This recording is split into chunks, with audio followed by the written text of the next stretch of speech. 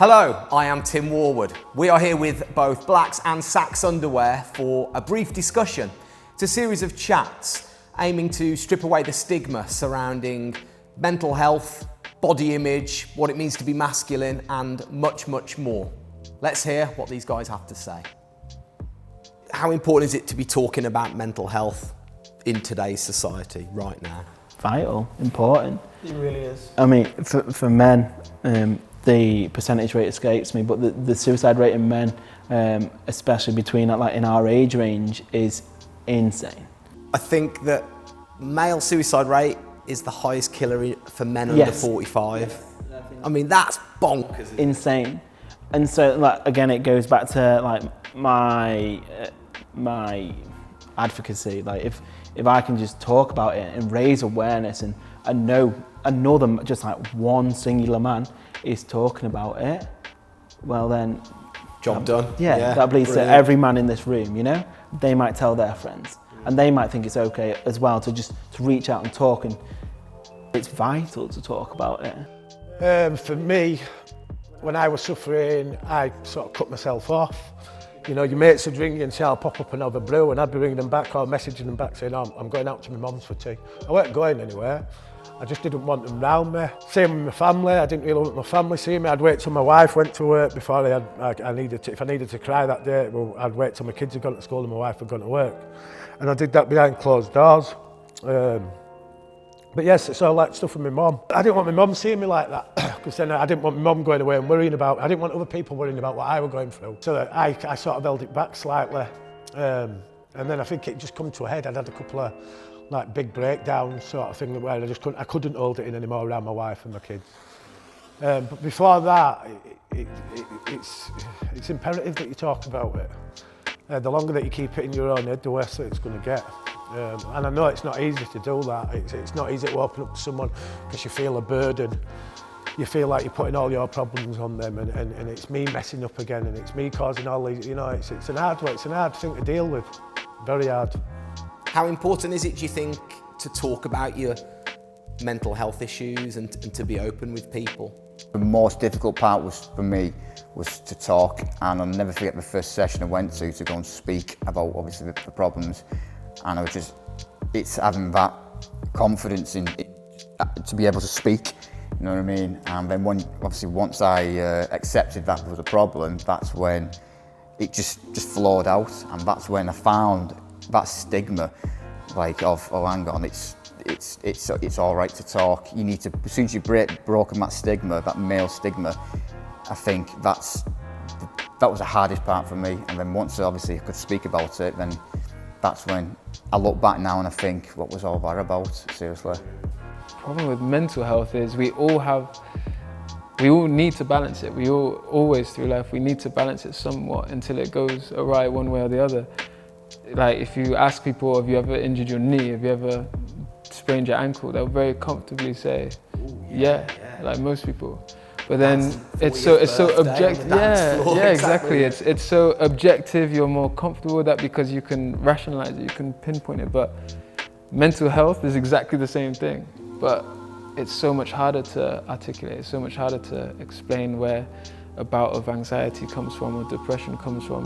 You don't know the root of that, and that I think that's a really tough thing as well. And because it has that stigma, it's hard for men at least to really articulate that. Just talk about it. You know, there is nothing wrong with talking about mental health, especially for men.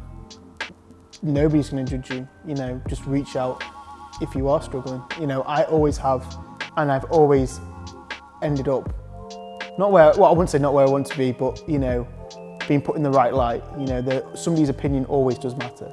You know, someone's opinion might not be the right opinion, but that's probably the wrong person. Yeah. You know, so I always say, like, if I'm struggling, I'll always reach out to my girlfriend, you know, to my dog, because you know the dog listens, and nobody else. My mum, my brother, my dad, you know, my friends, because we're lucky that we all live and breathe the same ideals. You know. So I feel myself very, very lucky for that, but I just wish that other people did. Getting men now to talk more openly, and as I do with my friends now, we just ask each other, how you doing, man? Like, this isn't just a check-in. Get anything you want to say off your chest. And I promise you, like, if people follow that and just do the simple things like that, where you don't get judged, you just, whatever you need to say, just say it, you know? And it can go so far and really help you mentally, especially in current times. I left the military in 2011, done tours of Afghan, and I left to go and do maritime security, so it was like an armed guard. I used to protect vessels from pirates, stuff like that. It was a good job.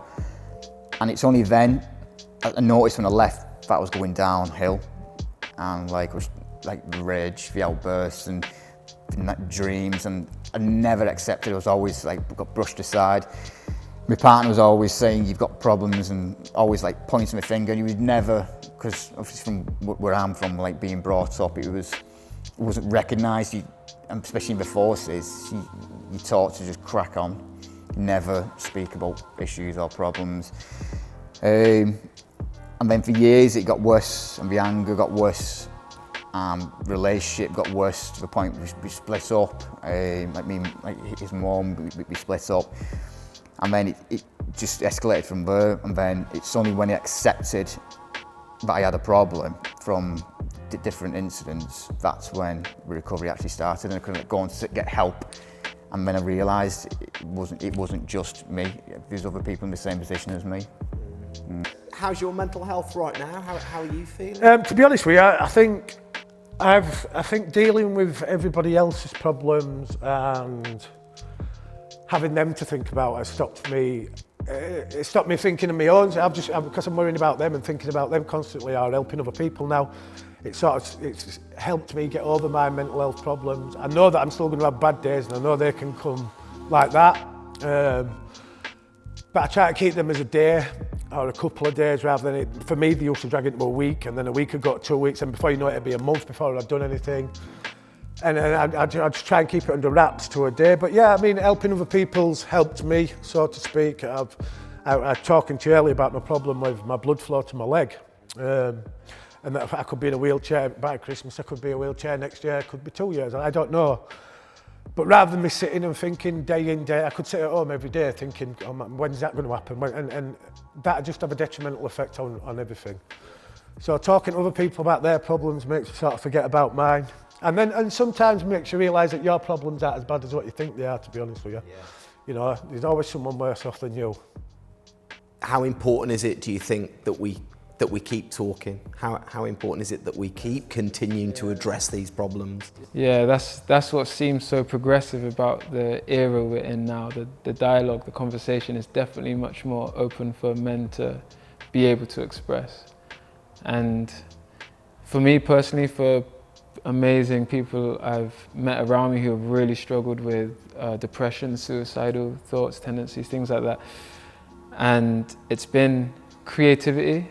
Finding a creative outlet has been such a great way to almost balance the social constructs of male, how you should be as a male, and toxic masculinity and things like that, because creativity is such a unlinear kind of way of moving, not just moving in the body, going through any expression. And it's definitely tapping into your more, I'd say, effeminate side.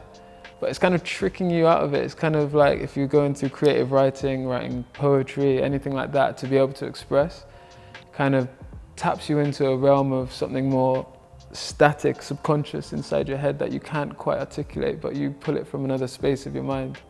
And that has been one of the big things I think that I've seen so many people use as a great tool to come out of mental health issues, male mental health issues at least.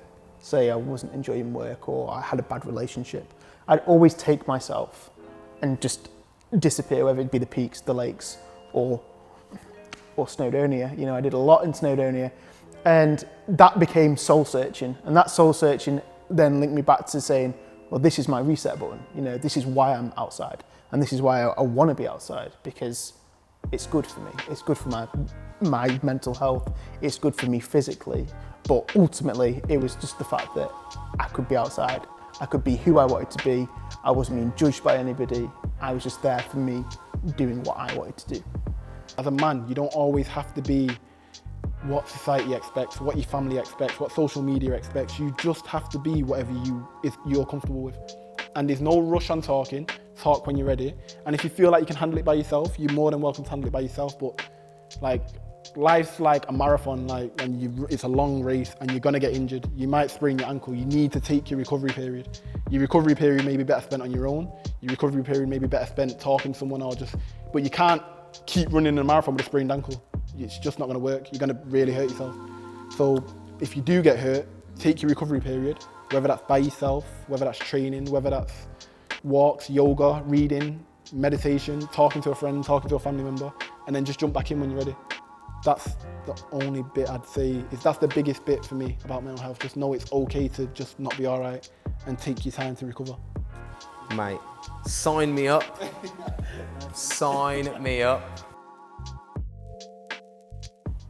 So there we go. A huge thank you to all of the guys for bringing their incredible stories here. And remember, if anything that you've heard, if any of these stories have resonated with yourselves, if anything's hit home, then don't be afraid to talk to someone. Get out there. As my mom says, a problem shared is a problem halved. And these conversations, it's not a full stop. It's not an underline on any of it. So get out there. Let's keep the conversation going.